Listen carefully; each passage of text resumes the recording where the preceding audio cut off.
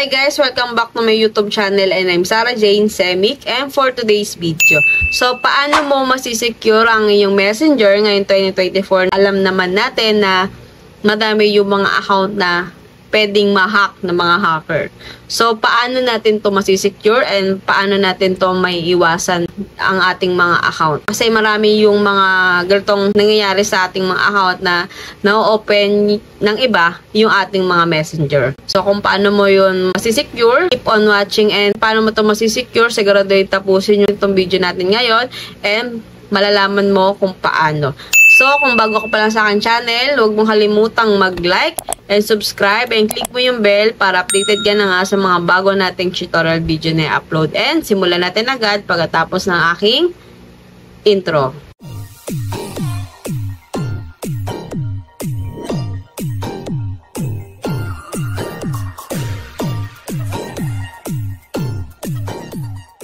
Okay, bago tayo magsimula, dapat updated po yung ating mga messenger. So, kung hindi pa updated ito, so click mo lang yung Play Store nyo.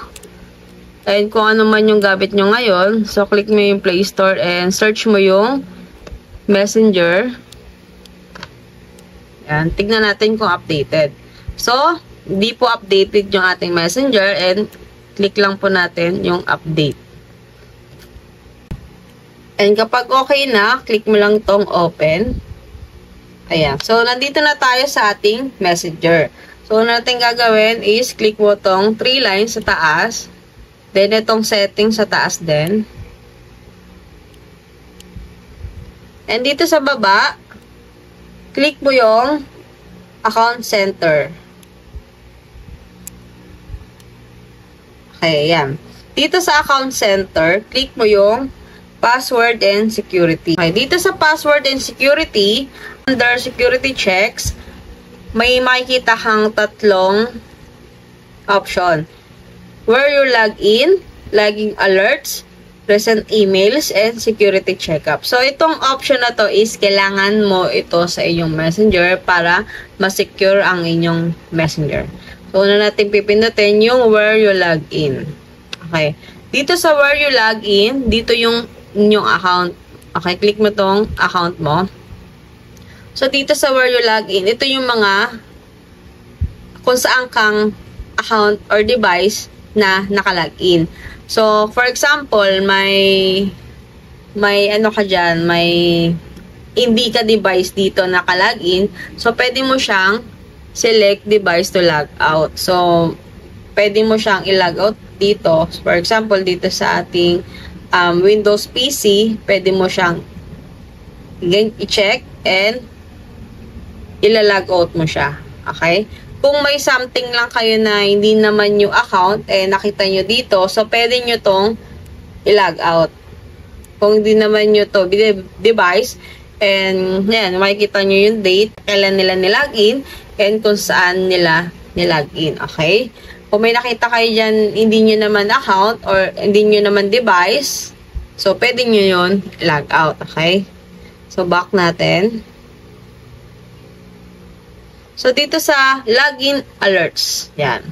Dito sa login alerts, manage how you like to notify about unrecognized logins. Okay, check natin to. Ayan. So, dito naman yung, for example, may nag-open sa inyong account. So, yan, in-app notification. So, mag-notification siya sa aking account once na may ibang device na nag-login sa ating account. So, dito, through email, pwede mo rin yan. And, yan, 2 email na nakalagay ko. So, kung gusto mong may mag-email din sa'yo na may nag-notify na may ibang nag-login sa inyong account. So, pwede mo yon i-check dito. Okay? Yan. Para ma-notify ka once na hindi mo naman kilala, kung hindi naman ikaw yung nakalogin, tapos may nag-notify. So, pwede mo siyang i-log out doon. So, malalaman mo doon kung may ibang nag-login sa inyong account. Okay? So, dito sa recent emails, click natin yung ating account. So, dito sa recent email, malalaman mo kung kailan may nag-email sa'yo. So, akin, security and login email sent in the last in the past year. So, matagal na, diba? Kasi wala naman nag-notify sa akin and may someone nag-open sa ating account. So, ang nakalagay dito sa akin is past year pa. Okay? So, other emails. Yan. Email notification we send you in the past 2 days. Yan. May sa akin, may nag-email sa akin last 2 days. Okay? Dito mo lang makikita yung mga recent email na natanggap mo kung may nag-login sa inyong account. So, dito sa security and check-up. May account mo ulit. Yan. Dito sa privacy check-up. So, dito mo pwedeng palitan yung inyong password and lagyan mo ng 2-factor authentication and laging alerts bar. So, kung gusto mong palitan yung inyong password, so pwede mong palitan yan and isave mo. So, yun. Para ma-secure lalo yung inyong account, okay? So, ganun lang yung ways natin para mas lalo pang ma-secure ang ating mga messenger and ating mga account laban sa mga hackers or hindi agad-agad ma-open yung inyong account, okay? Pag may nagtatangka na ilagin yung inyong account sa iba, yan, mag-ano sa inyo, malalaman nyo agad kung sino man yung gusto mag-login sa inyong account. Okay?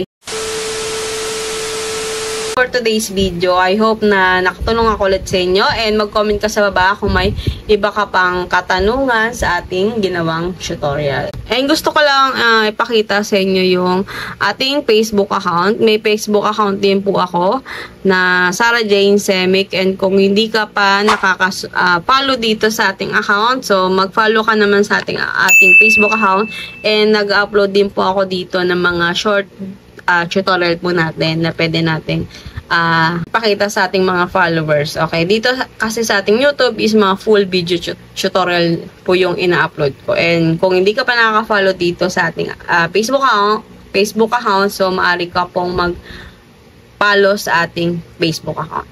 And that's all for today's video.